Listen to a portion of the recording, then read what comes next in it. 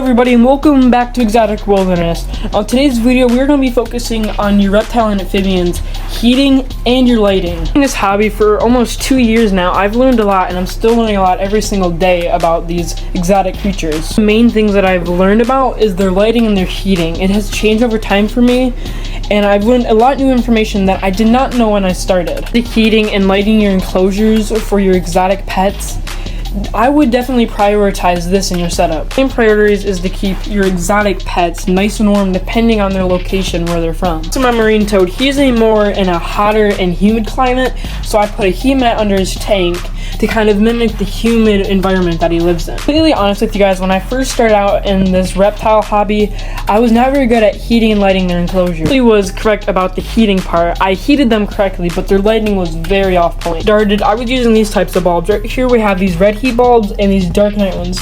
And let me explain to you what is wrong with these. With these red bulbs, they are terrible for any reptile or amphibian because they do not mimic their natural setup and give off this red light that can ruin their sleep schedule, which can be terrible for feeding time. I was using these bulbs and they burnt out, and I plugged in one of these just for a day or two so I could purchase some new bulbs.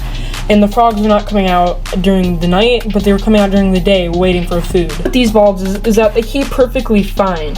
The main thing is when you go to mist or it gets a little dry in their tank, these seem to get off temperature. And then another problem I've occurred with these is that they always burn out within 1 to 2 months at least. When I first started off this hobby, I learned about these that these are garbage, straight up garbage. So I started using them for my hissing cockroaches that cannot see the red light.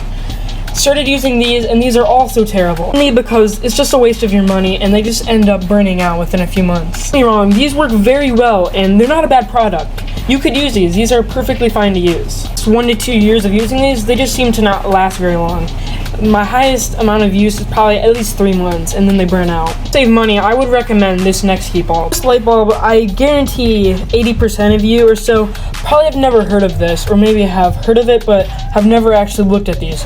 These are called ceramic heat emitters, and they work awesome. And what's so amazing about these is that basically they don't emit any light at all, and they only emit heat, which is amazing for reptiles and amphibians. What I brought up before with these red lights is their sleep schedule, and if you're on certain times on when you're feeding your animals, specifically reptiles, because they have certain times when you have to feed them, lights burn out, I decided to purchase some of these, and I bought this 2-pack on Amazon for only around, I would say, 20 bucks, which is a really great deal. I will leave it in the description if you'd like to purchase some of these. And for the past few weeks, I've been using these, and these bulbs seem to work really well for my tree frog. Here we have my white tree frogs enclosure, and on their thermometer, it shows in the high 70s right now, which is what I prefer to keep their tank at, so it's not too hot but not too warm.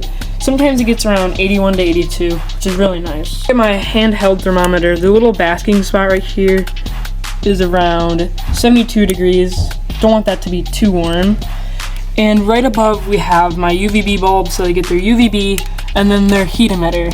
Now, one thing that is very concerning is that they get really high levels of heat. At the surface of just the metal, it is 521 degrees Fahrenheit. If dogs were to jump up here, they could possibly burn themselves, which could be very bad.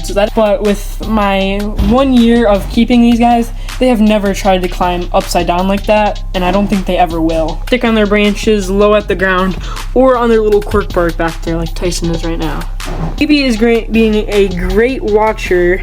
We're gonna give him a calcium dusted cricket. Oh, there he goes. I definitely think BB prefers these calcium dusted crickets way more than any other food.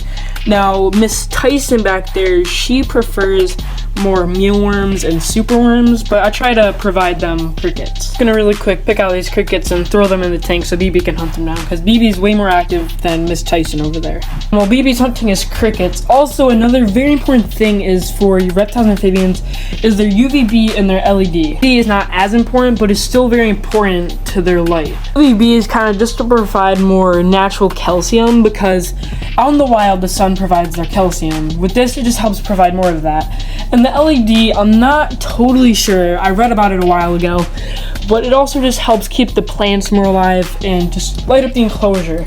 You can get these LED strips pretty much anywhere at the pet stores and on Amazon, and they're really good for these type of enclosures. I recommend, if you're using these bulbs, to switch to these ceramic heat emitters. They are a little more expensive, but I found a 2-pack for 20 bucks, which is a great steal. These bulbs are just not the best, especially these red bulbs. These are like Satan right here.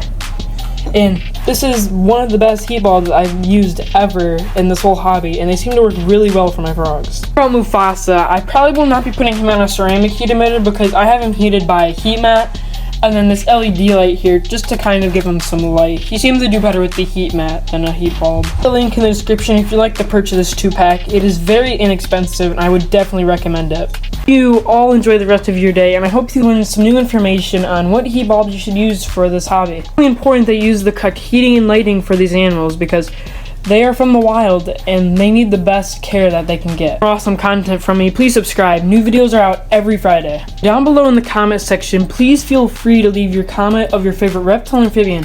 I would love to interact with my viewers and read your comments. So, I will see you guys next time. Goodbye, everyone.